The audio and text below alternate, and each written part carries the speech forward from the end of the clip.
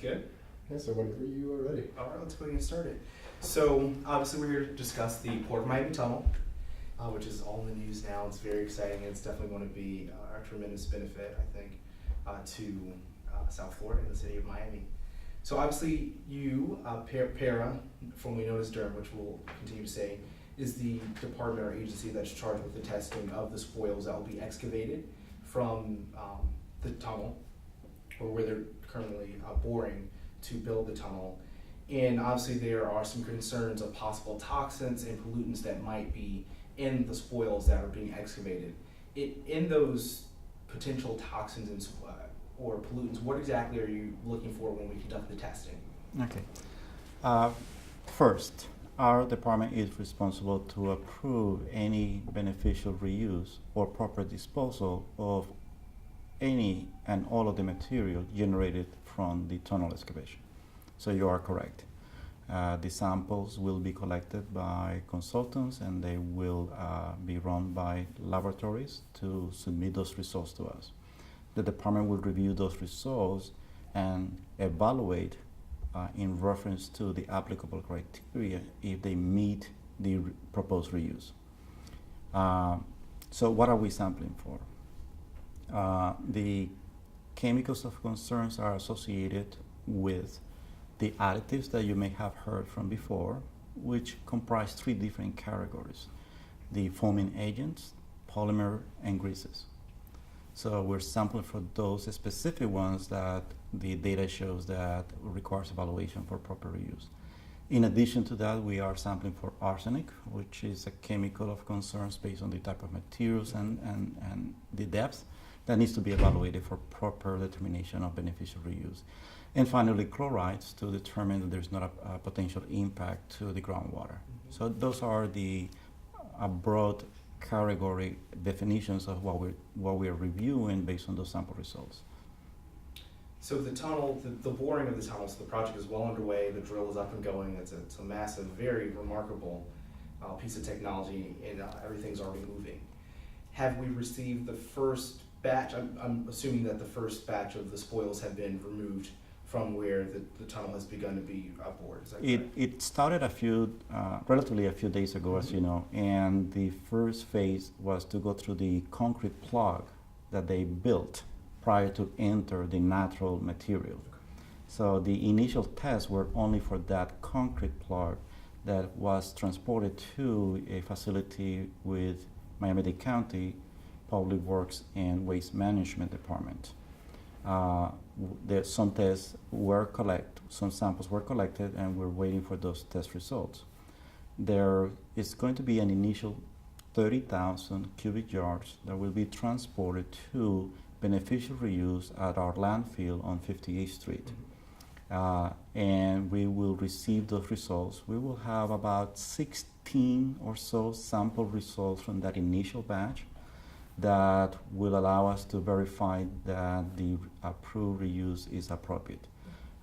What is important is that it is the department's responsibility, related to your first question, to review those results, and the department's responsibility is to approve the reuse based on actual results to ensure that they are proper and safe for the applicable location. Equally important, relevant questions will be what happened if some of those results came back above the criteria. The procedures that we establish considers that, and there's a tracking that is required, and any cell, this is tracked by cells, any cell that the sample results provide that is not appropriate for that location, it will be required for those materials to be retrieved and properly managed or disposed.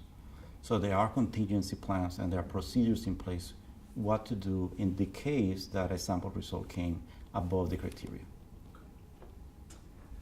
So per environmentalists, they've raised, I guess, some concerns that there are certain solutions or potential toxins that are being excluded from the testing that are a part of the proprietary, I guess, mixture or solution that the solution that's being used injected into the limestone to soften some of the limestone to allow the process to be expedited and for it to be easier for the machine to actually bore through the tunnel.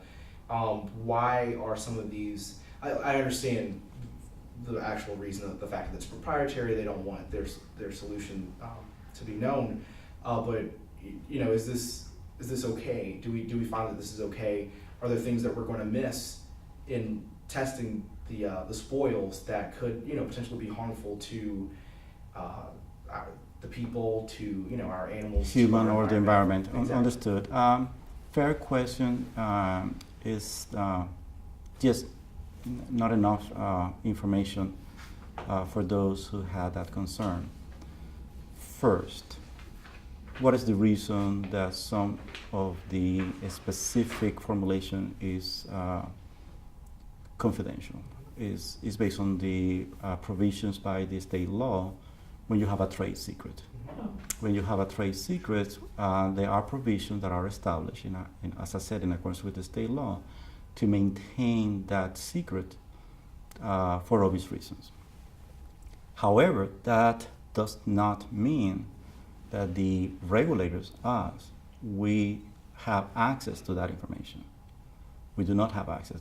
To the contrary, under the confidentiality agreement with the manufacturers of these additives, we receive all the information. And in conjunction with our toxicologists from the University of Florida, the information was reviewed to determine which chemicals had a toxicity concern, and based on that, develop the specific criteria for those unique chemicals. So we review the information, we have access to that information. It is just not available to the public because of the trade secrets that I referred before.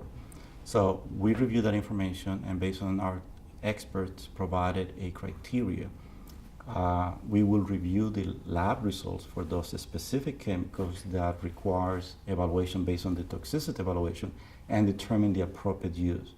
So no chemical that is added that has an environmental concerns will be allowed to be reused at a particular location that does not meet the applicable criteria.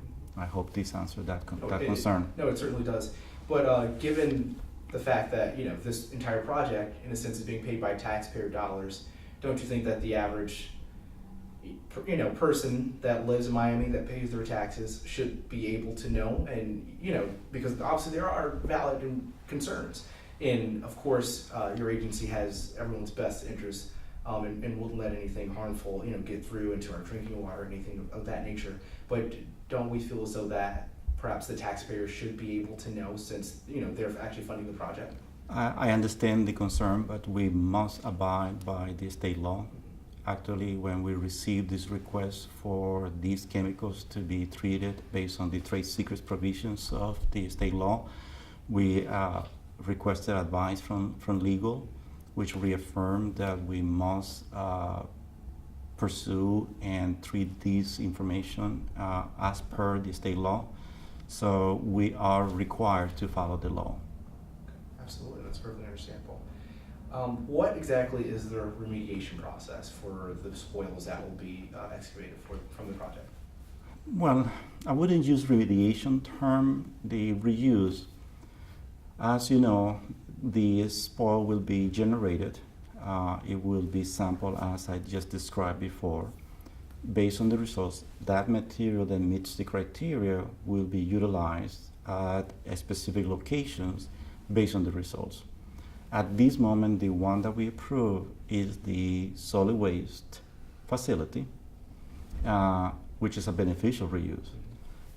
Look this from a broader environmental perspective.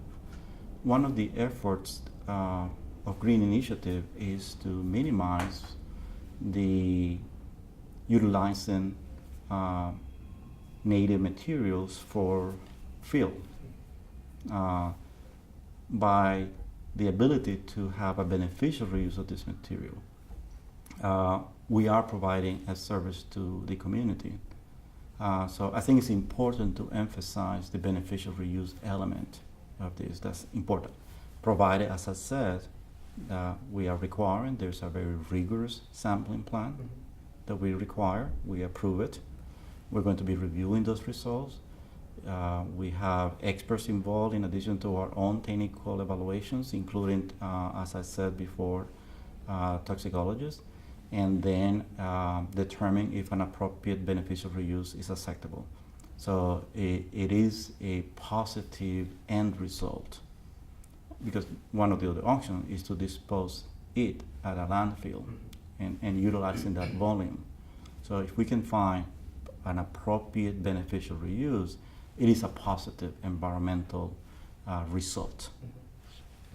And you definitely did answer my question, but I guess I framed it poorly or wrong. I guess I was trying to say, given if the samples do come back, you know, the first set of samples, the results from the samples, excuse me, and the second set, and we're seeing things that we don't exactly want to have in the spoils, what would then, you know, be the remediation process? Okay. Because obviously there are different levels that of the grade in which it can be used. There's the consumer level, and then there's, I believe, the construction level where you can still use for like construction projects and things of that nature.